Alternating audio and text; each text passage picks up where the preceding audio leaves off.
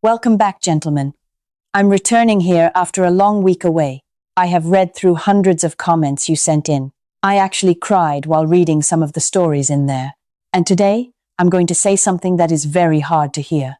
Your infinite patience is, in fact, a highly concentrated poison. It is killing the masculine character inside you, day by day.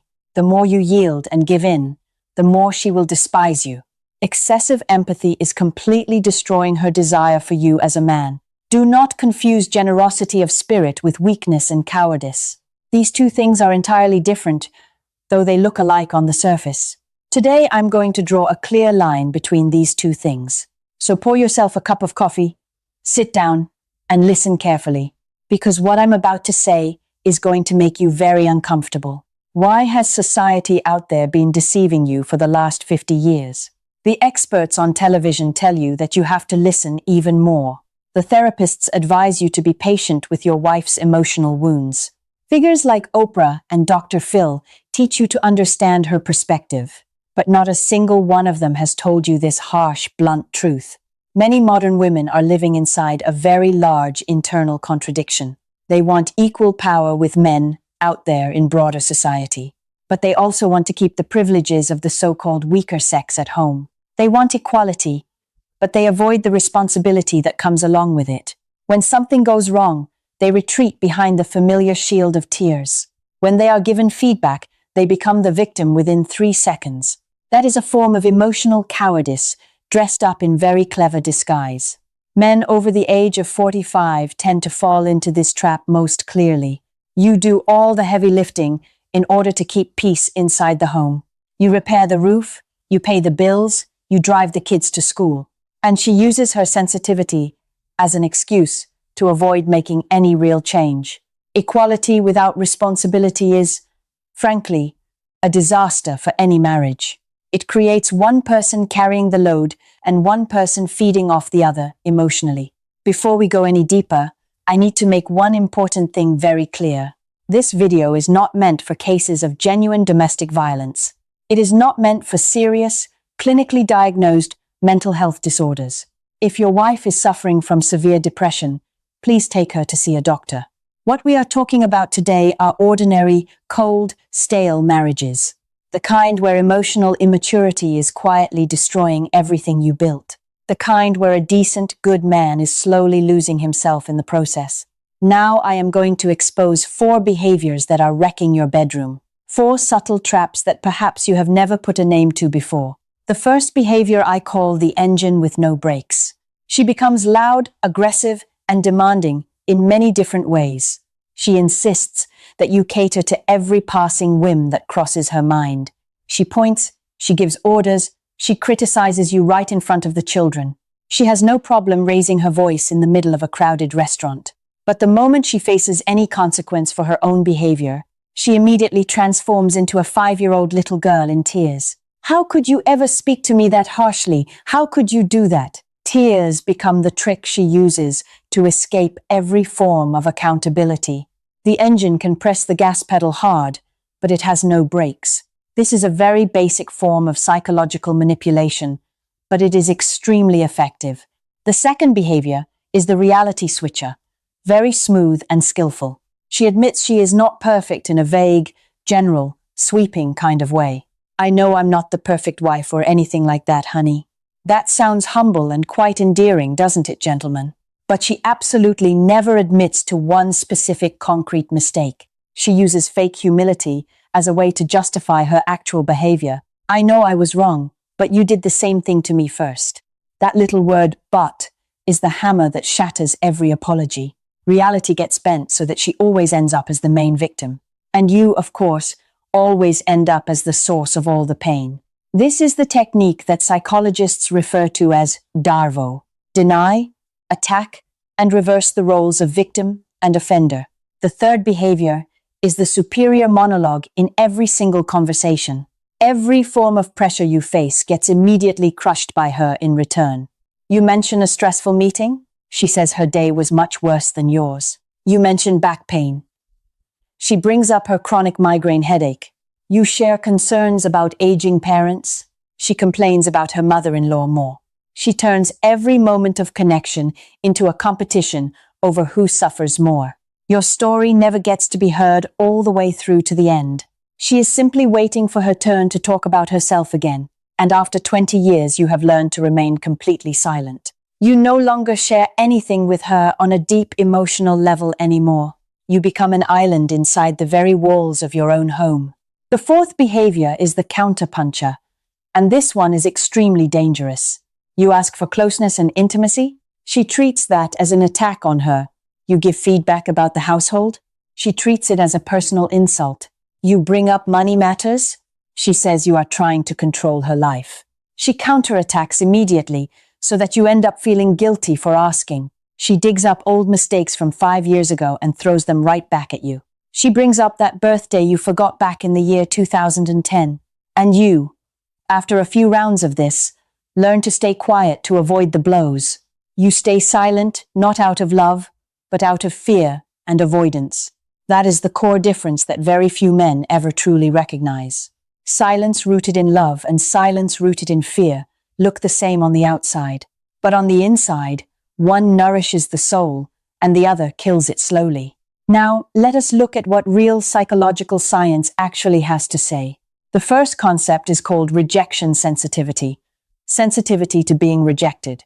Dr. Geraldine Downey at Columbia University researched this phenomenon in depth. In women who lean toward mild depression or chronic anxiety in daily life, any piece of feedback gets interpreted by the brain as a hostile attack. Their sympathetic nervous system fires up an extreme defensive response. Marital intimacy gets shut down completely in that very moment.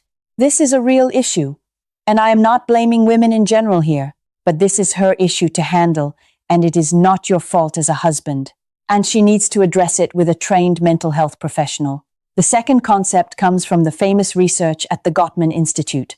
Dr. John Gottman followed thousands of couples for over 40 years. He identified what he calls the 4 horsemen of the apocalypse for marriages. Defensiveness is one of the 4 horsemen, and it is a frightening one. It predicts divorce with an accuracy of about 93%. When your partner refuses to accept even 2% of the responsibility in a conflict, the door of trust has been completely slammed shut and locked tight. Without personal responsibility, there can be no sexual desire whatsoever.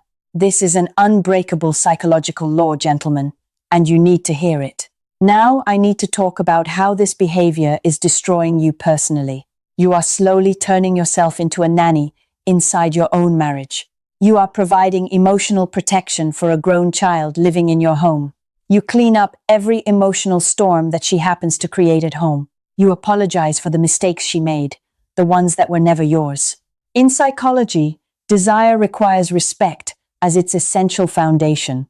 Respect between 2 independent, mature adults standing on equal ground. When you carry every bit of noise and every problem in the household, you lose your standing as the man inside your very own home. She looks at you and no longer sees an equal partner standing beside her.